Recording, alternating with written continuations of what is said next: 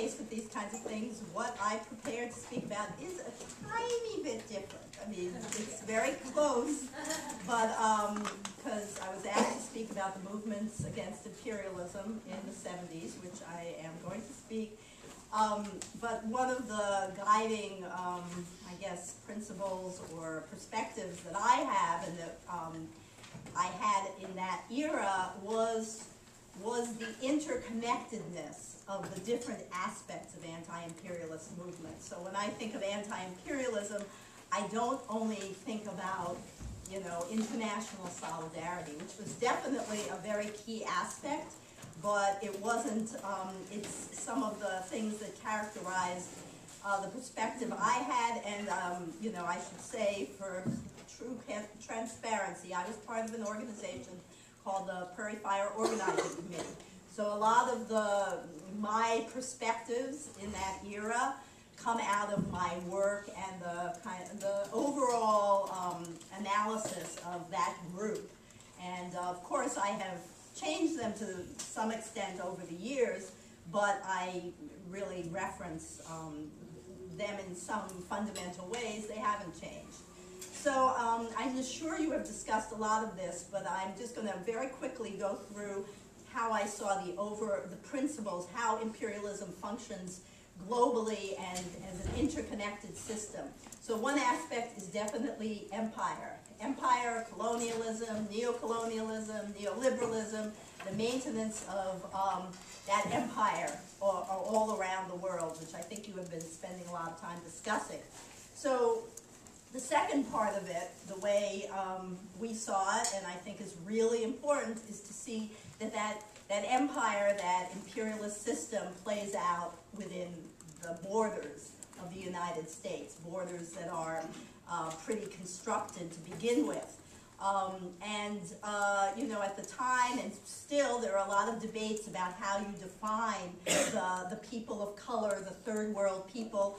Are they really colonized within this structure, or are they part of a super exploited working class? There's a lot of debates around it, but in our sector of the movement, we all agreed that there is definitely a different relationship to people of color in this country than there was white people. And the structures that we defined, that I think you all are discussing now, was you know, how white supremacy was a material structure that in many ways served to tie the white working class to the structures of imperialism and empire.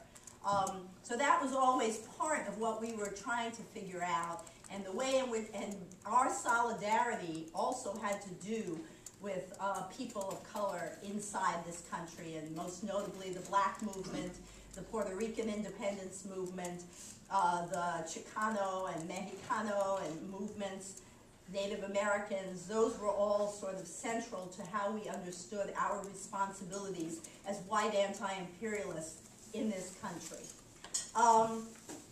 Thirdly, we saw patriarchy and male supremacy as central to the maintenance of imperialism. It wasn't just another ism or another structure. It was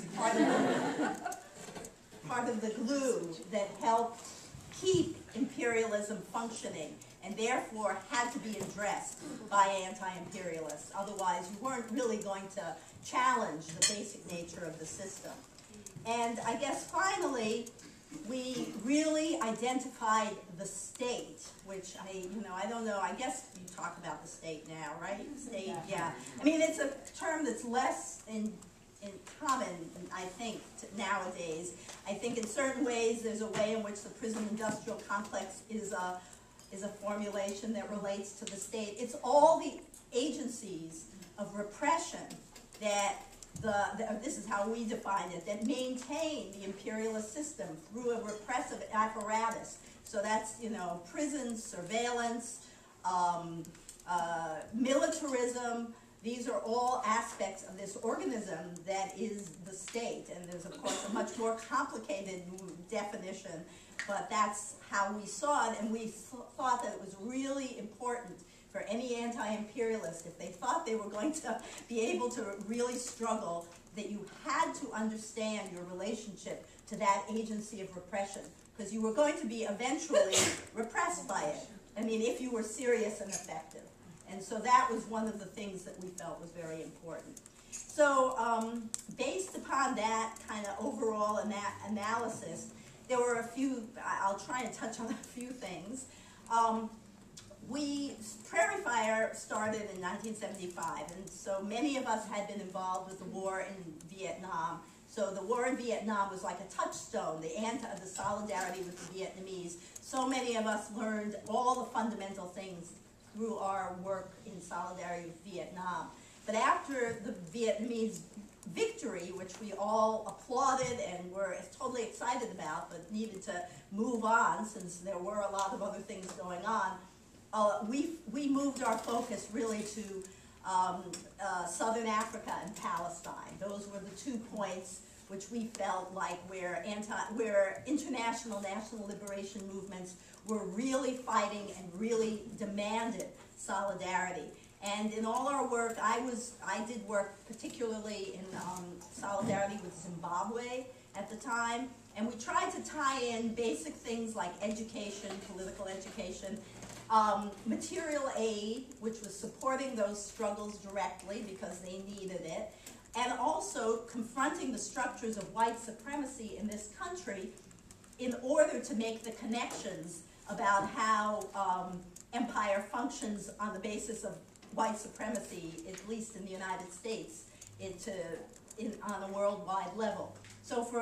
And they made it easy for us in the case of Zimbabwe and Southern Africa, because there was a big push for mercenaries at the time, and bringing in mercenary armies on the basis of white supremacy. And so we organized against the mercenaries and against the mercenaries who were attracted to the struggle to be on the side of the white regimes in Southern Africa, and we tried to expose how those structures operated in a way that exposed what was wrong with white supremacy in this country as well.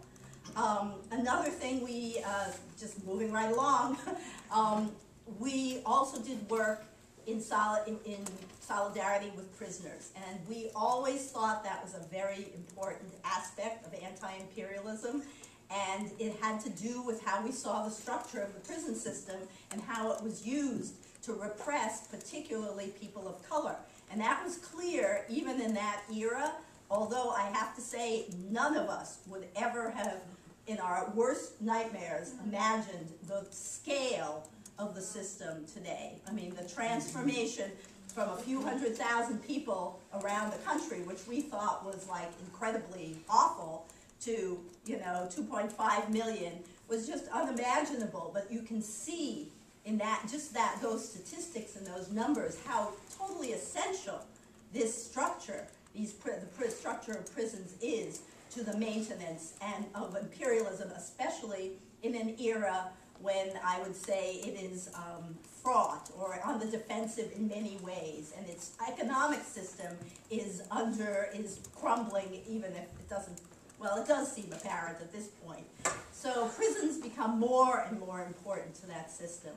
So I know I have to wind up. I'll just say quickly, we also did do a lot of work to try and understand the relationship of structures of male supremacy and patriarchy to as the glue, as one of the essential glues for the imperialist system.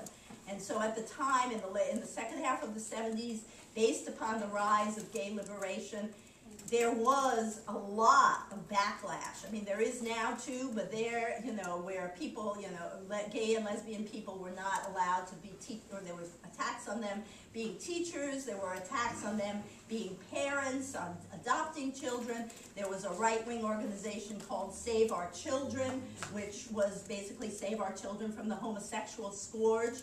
And so we really jumped in and tried to take that on as well.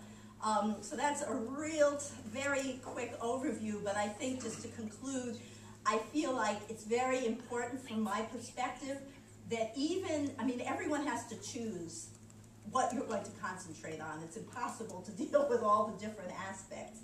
But I think we were in a period when we had an organization that could address many different aspects, and in many ways that was wonderful, I think. But I think it's very important for each person, even if your work is in one area, which it has to be aware, to understand, to keep your understanding of the different interconnections, because otherwise I feel like we all end up working at counter purposes to each other, and it becomes a very fragmented and fractured movement, which is exactly what the state wants, because they can gain so much more power from everybody being in there as individual silos. So that is one thing I hope that we can all work on together in terms of like supporting and interacting in our different areas of work. Thank you. I know that was very speedy. All